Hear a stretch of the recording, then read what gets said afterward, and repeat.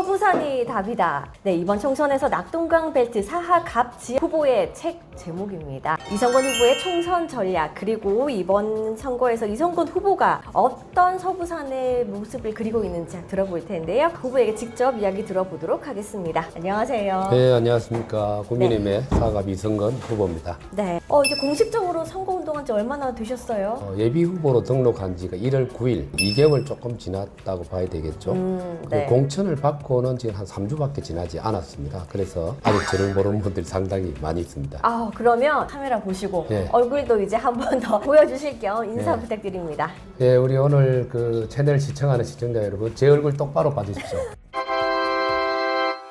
네, 사하갑의 국민의힘의 국회의원 후보 이성건입니다. 아마 명함만 받은 분들도 있지만 실물은 영상을 통해서 이렇게 생겼다 이해를 하시면 될 것 같습니다. 반갑습니다. 언론에서 많이 뵀을 거예요, 주민들이. 예. 그런데 이제 실제로 주민들을 만나보니 반응이 어떠세요? 잘 왔다라는 반응이 많으세요? 아니면은 아이고 이제 뭐 잘 하겠나 이런 반응이 많으세요? 두 개가 섞여 있어요. 두 가지가 섞여 있다는 건 뭔가 하면은 도대체 이성건이라는 인물이 경제 부시장을 했다는 소문은 들었는데 네. 어떤 인물인지 얼굴 한 번 못 봤다. 얼굴 보고 싶은데 이렇게 궁금해하는 사람들이 상당히 많이 있고 제가 직접 얼굴을 보여드리고 대화도 해보고 명함을 드리면 보통 인간은 아니구나. 그러니까 저희 경력들을 네네. 보면 단순하게 부산시에서 경제부시장을 하면서 시정을 펼친 것뿐만 아니고 국정에 다양한 경험이 있다 보니까 한번 일 한번 맡겨보면 우리 사회가 발전할 수 있겠구나. 그런 판단까지 이어지는 분들, 이게 섞여 있다고 보. 저에 대해서 전혀 모르는 분들과 그리고 기대치를 상당히 높게 가지는 분들이 스펙트럼이 다양한 그런 상황이 지금 우리 사하구의 유권자의 현실이다.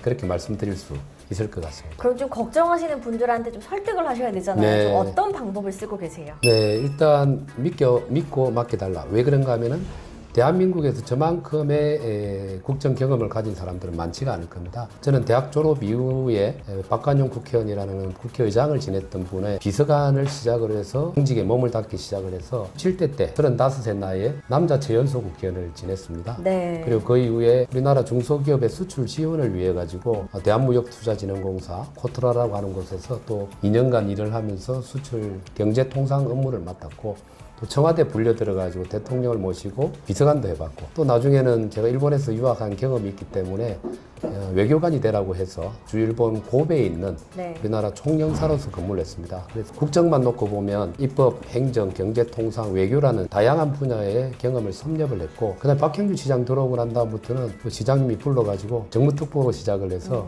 또 2인자라고 불릴 수 있는 네. 경제부시장까지 하고 나왔기 때문에 부산시의 발전 전략에 대해서 또 이해를 하고 있습니다. 이렇게 국정과 시정 두 가지 경험을 다 골고루 갖춘 인물은 전국을 통틀어서 아마 많지가 않을 겁니다. 네. 그래서 일 한번 맡겨주면 자신 있게 어떤 성과물을 낼 수 있는 사람이다. 이렇게 저를 설명할 수 있을 것 같아요. 네, 이 부산시 경제부시장으로서 부산 전체를 보면 좋지만 이제 콕 집어서 사하갑 지역으로 모셨어요. 네. 특별한 이유도 있을 것 같은데요. 네, 일단 이렇게 가다가는 부산이 무너진다라는 위기의식이 왔습니다. 우리나라 대한민국을 보면 서울을 중심으로 한 서울, 경기, 인천, 수도권이 인구 절반 이상을 다 가져가 버렸고 기업들은 70%, 해외에서 들어오는 그 기업들이나 자본들이 다 서울에만 몰려있고 지방은 소멸의 시대로 가고 있는데 네. 이 상태가 대한민국이 생존할 수 있느냐 생각하는 사람은 없거든요.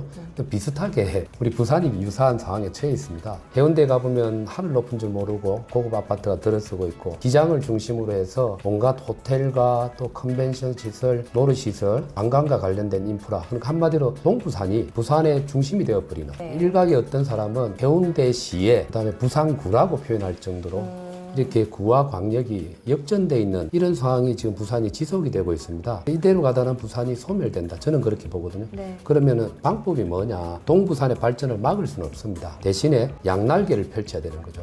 한쪽 날개는 이미 날개를 폈으니까 이제 서부산에 날개를 펼쳐야 될 시대가 왔다. 그럼 그 중심을 어디로 할 거냐? 저는 개인적으로 사하구가 될 수 있다고 판단을 해서 그 각오로 소명의식을 가지고 사하구의 국회의원 후보로 출마를 하게 된 겁니다. 네. 근데 이렇게 이제 뭐 정책 전문가로서 경제 전문가로서 박 시장이 이제 국회의원을 하겠다, 이 도전을 하겠다라고 할 때 쉽게 놓아주진 않으셨을 것 같아요. 어떠셨어요? 박 시장님도 마음이 두 가지였을 거예요. 가까이 있으면 같이 같이 일을 하게 되면 아주 호흡이 잘 맞았던 콤비이기 때문에 제가 시안에 있었을 때도 부산시에 많은 도움을 드릴 수 있었고 드렸고 그런 기대감을 계속 가지고 있을 수도 있지만 또 한편으로 광역단체란 지방정부를 운영하다 보면 제일 협조를 받아야 될 때가 있어요. 어딘가 하면은 국회입니다. 왜냐하면은 지방정부가 중앙정부에 다 쫓아다니면서 시장 혼자 살 수가 없어요. 경제부시장이나 양축으로 일대 뛰고는 있지만 실국장은 중앙정부에 가면 만날 수 있는 사람이 과장급입니다. 네. 그 위로 만나기 어려워요. 그러면은 시장님을 대신해서 국회의원 누군가가 제2의 박형준이다. 내가 부산시장이라는 그런 마인드를 가진 사람이 국회의원이면 장관을 바로 부를 수가 있어요. 심지어는 대통령실을 바로 찾아가서 대통령을 만날 수도 있습니다. 그래서 시장님 입장, 저와 똑같은 마음인데 박형준 아바타 혹은 제2의 부산시의 사무실을 국회에다가 만든다. 그리고 제2의 박형준이라는 아바타가 국회의원이 되어서 지정을 협조하겠다. 그 마음 자세이기 때문에 저도 그렇고 박형준 시장도 출마하는 것에 대해서는 최종적으로는 너무나 좋은 아이디어다 생각을 하고 또 박 시장님은 부산 발전을 중요한 네. 그 컨셉으로 생각하기 때문에 경제부시장을 했던 저에게 흔쾌히 자 그럼 가서 도전하자 이렇게 되었습니다. 어쨌든 갔으니 이기고 돌아오라까지 네. 하셨겠네요. 맞습니다. 네. 이제 서부산의 중심이 사하갑이 될 수 있다라고 말씀을 하셨어요. 자, 구체적으로 어떤 부분, 어떤 시급하게 해결해야 될 부분도 많을 것 같은데 어떤 부분에서 가장 중점을 쏟고 계신가요? 제가 공약에 여러 가지가 있습니다. 지금 그 공약 중에서 제일 중요하게 생각하는 게 주거 혁신입니다. 혁명적 변화를 사하갑은 필요로 하는 시대로 돌입했다. 그 혁명적 변화를 하지 않으면 사하갑은 소멸의 지역으로 전락한다고 생각을 하는데 첫 번째 부분이 바로 주거 혁명입니다. 그 말은 무엇인가 하면은 지금은 대티 터널을 넘어서 하단까지 와 보면 큰 대로를 중심으로 양쪽이 주거 지역으로 형성이 되어 있는데 노후된 주거 지역입니다. 열악한 환경이라고 봐야 되죠. 이대로 있다가는 사람이 떠나게 되고 젊은이들은 떠나고 어르신들만 거주하는 그야말로 소멸의 도시가 될 우려가 있기 때문에 주거 환경의 개선이 가장 중요하다. 그래서 신속한 재개발 재건축을 추진하는 것을 제1의 공약으로 맺었다고 말씀을 드릴 수가 있습니다. 근데 이게 다 이유가 있어요. 조금 설명이 길 수가 있는데 서부산은 발전의 가능성이 저는 있다고 생각하는 첫 번째 이유는 두 가지가 동시에 있습니다만 첫 번째는 2029년도에 지금 윤석열 정부가 앞당겼죠. 문재인 대통령 때는 2035년에 개항을 목표로 했던 가덕도 신공항이 2029년에 개항이 됩니다. 네. 외국에서 많은 사람들이 들어오게 돼 있어요. 그럼 일단 서부산부터 인구가 유입되는 효과가 거기서 발생을 합니다. 그 다음에 두 번째로는 우리 박 시장님 들어와가지고 투자 유치를 엄청나게 많이 하고 저도 그 주역 중에 한 명이지만 첨단 산업과 미래 산업을 많이 유치를 하고 있습니다. 근데 그게 갈 곳이 딱 두 군데예요. 기장 아니면 강서구입니다.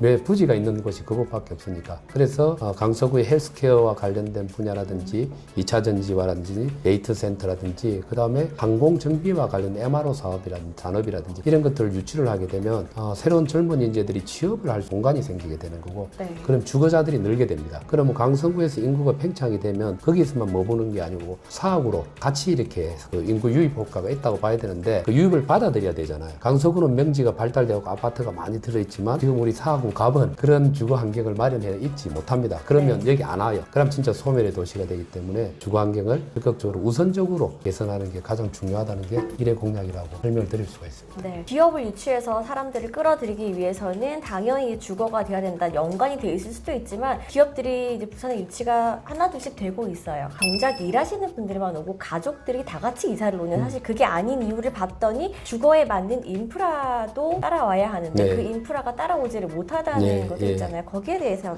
대안은 예, 맞습니다. 그 인프라라는 게 우리 아나운서님 말씀하는 거하고 제가 생각이 똑같을지 모르겠지만 가족이 같이 온다는 것은 세대가 다양한 세대가 네. 구성이 되는 거잖아요. 그 세대를 공통적으로 만족시킬 수 있는 그 분야의 인프라가 필요하다고 저는 생각을 하거든요. 그게 뭔가 하면 어린애들을 가지고 있는 젊은 부부가 있을 수 있잖아요.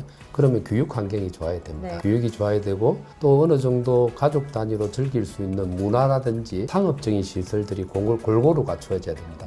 근데 희한하게 사갑에는 그게 거의 없는 상태라고 봐야 되죠. 그래서 제가 계획하고 있는 것은 여기에 두 번째 공약, 세 번째 공약에 해당이 됩니다만 저희 선거구로 새롭게 편입된 신평 이동이 있는데 거기에 신평역에 철도 기지창이 있어요. 차량을 정비하거나 세워두기 위한 공간이 지금은 필요성이 없는 곳처럼 되어 있거든요. 여기 한 33,000평 정도 되는 네. 상당히 큰 공간입니다. 이것을 이전시키는 게 제가 두 번째 공약입니다. 그러면 33,000평의 유휴 공간이 생깁니다. 역세권이잖아요. 신평역이라는 역세권이 있고 그다음에 제2 우리 사하구청이 있고 거기에 또 가까운 곳에 서부산 의료원이 들어서게 될 거고 그러면 여기 역세권을 지식산업과 상업과 교육과 문화 주거가 어우러진 역세권 개발을 한다는 그렇게 되면 방금 말씀한 것처럼 단순하게 주거만 생기는 게 아니고 교육이나 문화 그리고 상업 이런 것들이 형성되면서 바깥에서 들어온 사람들이 전 세대를 만족시킬 수 있는 그런 공간이 된다고 말씀드릴 수 있고 그러면 신평이동만 그런 게 아니고 다른 동에 제가 또 다른 공약에 포함이 됩니다만 지금 교육청에서 젊은 부부들의 자녀들에 대한 영어 교육과 관련해서 영어 글로벌 빌리지가 지금 있지 않습니까 하나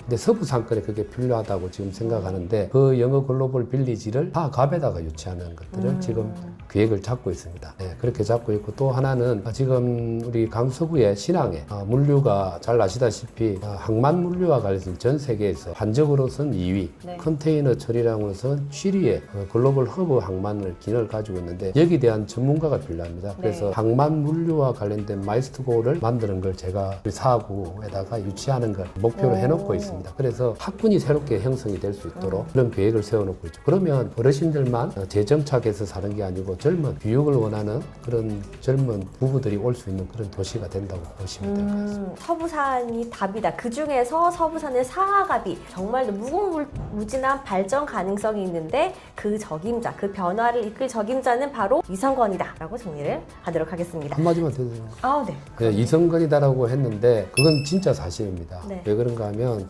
똑같은 계획은 입안할 수가 있어요. 정책은 입안할 수 있지만 정책을 실현하기 위해서는 힘이 있어야 되고 네트워크가 있어야 됩니다. 잘 생각을 해봐야 되는 게 지금은 대통령이 국민의힘입니다. 부산시장도 국민의힘이고 그 다음에 사구청장도 국민의힘이에요. 그러면 다 그렇게 세 명이 다 국민의힘인데 갑자기 다른 정당의 사람이 국회의원 돼 있으면 협조를 받기가 그렇게 만만치가 않습니다. 근데 제가 국회의원이 돼요. 그러니까 국회의원도 국민의힘으로 바뀌게 되면 그것도 저는 박형준 시장 체제하고에 같이 일을 했고 어느 의미에서는 17대 초선을 국회의원을 할 때 정치적 동지로도 같이 출발을 했기 때문에 약간은 특수관계에 있습니다. 그렇기 때문에 우리 사업 발전을 시키기 위해서는 저 같은 정당 소속 그리고 저 같은 인맥과 힘을 가진 사람이 그것도 제가 어설픈 초선이 되는 게 아니고 재선의 국회의원이 됩니다. 그리고 제가 말빨이 제법 있거든요. 그러면 국회에 가면 제가 제법 존재감 있는 역할을 할 수가 있습니다. 당직이 되든 국회직이 되든 그 방송 같은데 나가서 당의 목소리 또 서민과 국민의 목소리를 대변할 수 있는 그 정도의 얼굴도 되고 말투면도 되기 때문에 훨씬 이 지역 발전에는 도움이 된다는 걸 꼭 말씀드리고 싶습니다. 그 이상의 말빨로 승부를 할 수 있다, 볼 수 있다 네. 약속을 하십니다. 네, 100%. 초선이면 가서 네. 그 초선만에 그게 있다고 하는데 괜찮을까요? 그러니까 그래서 아니 국회에 가면은 지역구 출신이 어딘가에 상관없이 선수가 우선이에요. 일단 그럼 제가 재선이 되는 것이기 때문에 네. 그것도 험지에서 이기고 가면 더 먹어줍니다. 그 어려운 난간을 뚫고 온 네. 사람 이렇게 되면은 더 존재감이 커지기 때문에 사학갑 유권자들께서는 꼭 저를 선택을 해주셔야 되고 안 하면 사학갑이 손해 봅니다. 네. 지금 정말 제 말이 맞을 겁니다. 저는 전체적으로 사학갑에 대한 계획뿐만 아니고 실행력을 가지고 있기 때문에 판단 진짜 잘하셔야 돼요. 알겠습니다. 네. 자, 이번 선거 사하갑에서 이성권을 선택하지 않으면 손해본다. 네. 자, 라는 말씀까지 전해주셨습니다. 자, 오늘 이성권 후보와 10여 개 언론사와 함께 공동 인터뷰를 진행을 하고 있습니다. 제 공통 질문은 여기까지 하고 오늘 오신 다른 기자님들의 개별 질문을 받도록 하겠습니다. 경기도 연합이 이거를 진출하는 데 있어서 후보님의 생각은 어떻습니까?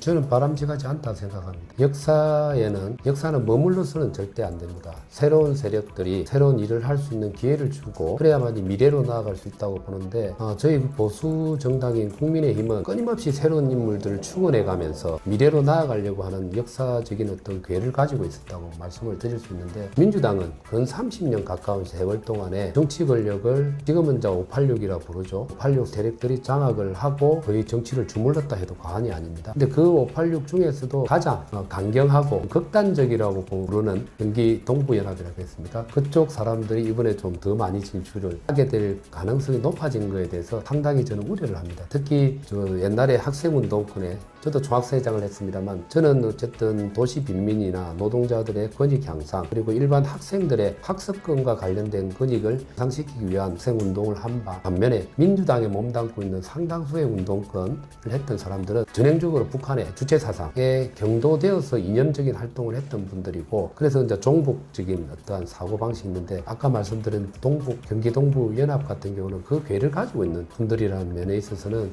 지금 대한민국의 어떤 글로벌 경쟁 사회 속에서 아주 우려스러운 점이라고 저는 생각을 합니다. 그래서 반드시 이번에 국민의힘이 이겨야 하는 이유가 될 수도 있습니다.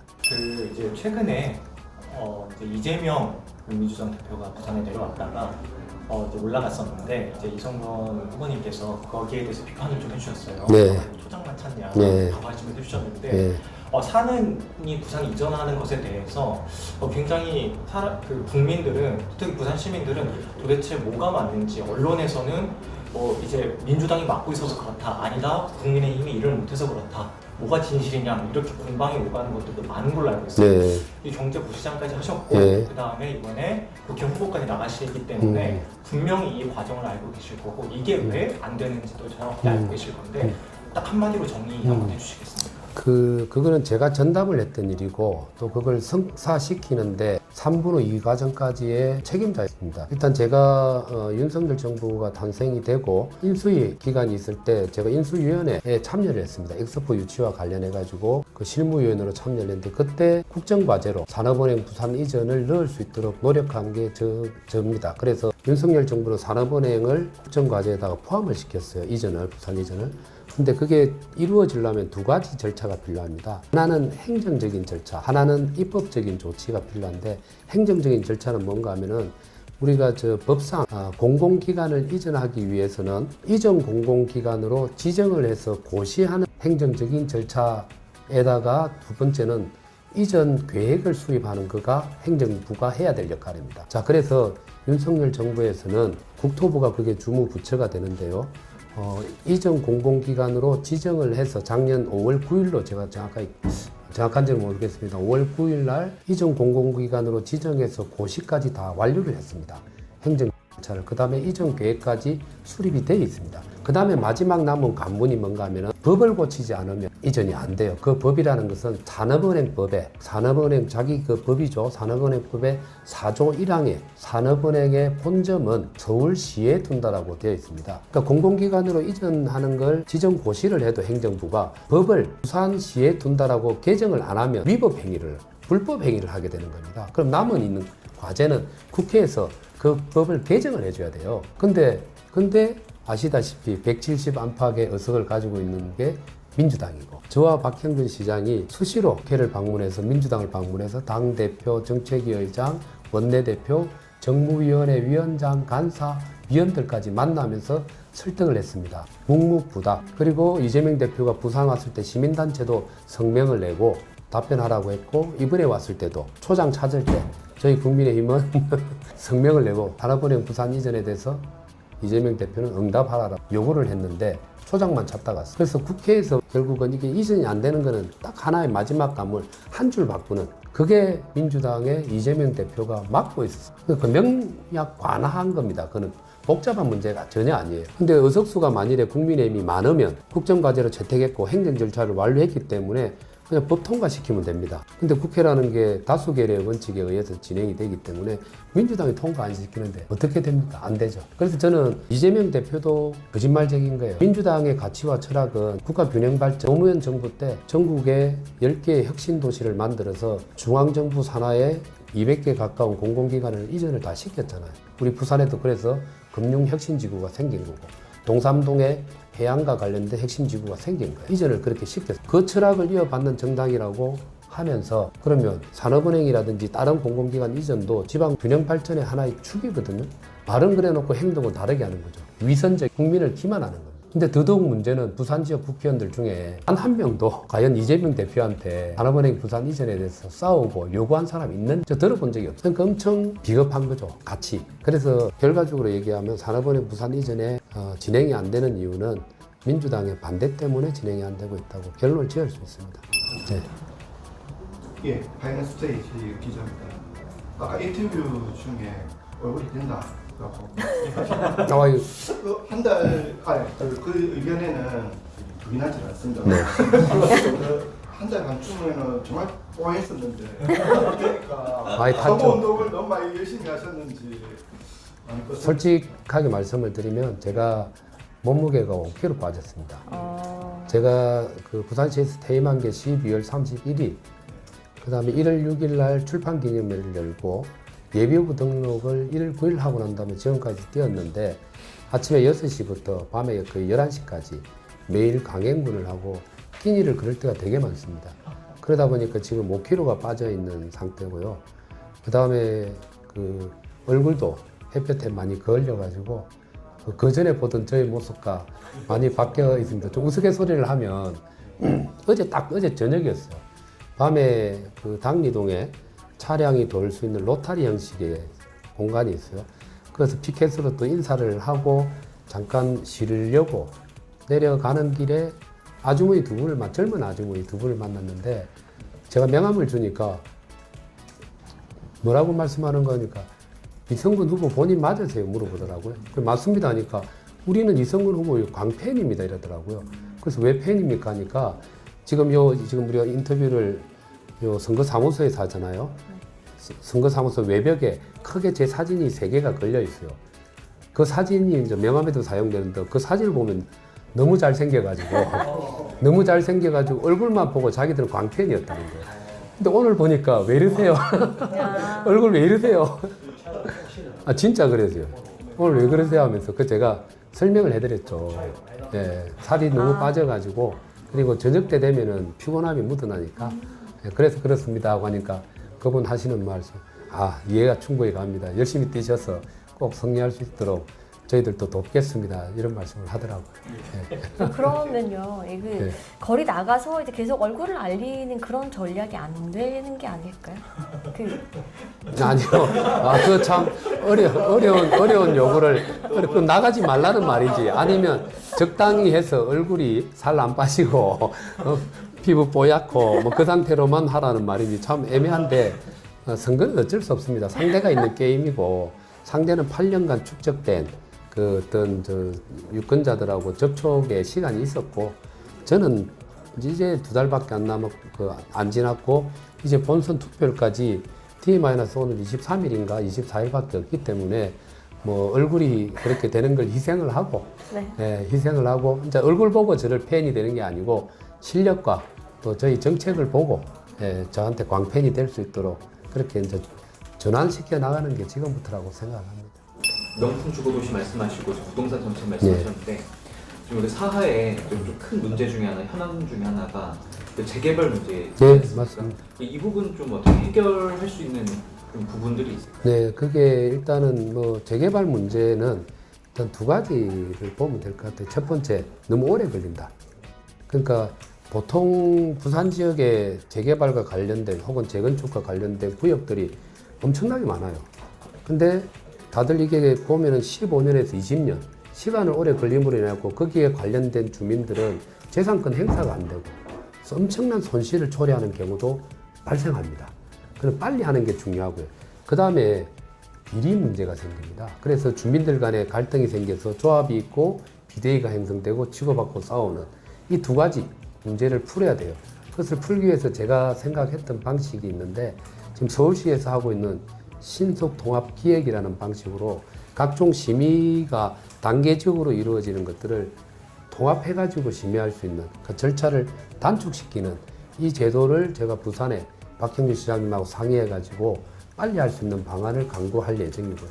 2번째로는 재개발, 재건축을 주민의 이해에 맞게 해야 되는데 관은 그 관료주의에 좀 빠져 있습니다. 주민들의 그런 시급한 마음, 답답한 마음을 이해를 못해요. 그러다 보니까 이 재개발, 재건축과 관련된 무슨 신청이 들어오면 검토하는데 세월아 내고라 합니다.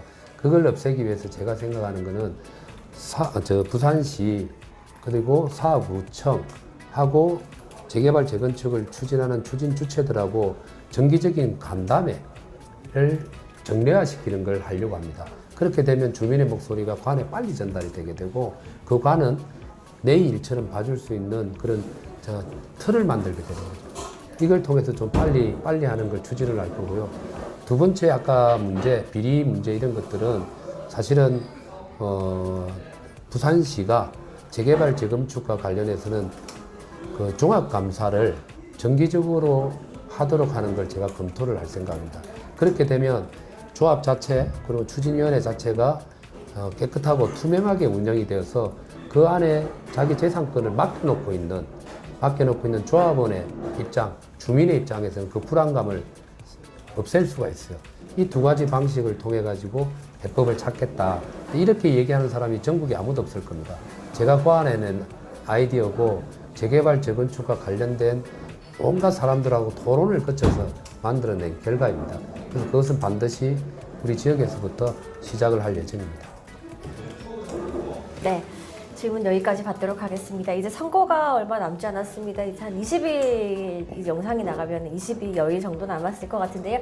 마지막으로 이제 많은 분들이 좀 영상을 보시면서 좀 마음을 움직이셔야 할 것 같아요. 마지막으로 카메라 네. 보시고 말씀해 주시죠. 네, 우리 오늘 이렇게 인터뷰하는 영상을 보신 분들, 특히 그 안에 우리 사학갑의 유권자 여러분들에게 꼭 부탁을 드리고 싶은 것은 사학갑은 소멸되느냐 아니면 그야말로 새로운 도시로 다시 혁명적인 변화를 하느냐의 갈림길에 있습니다.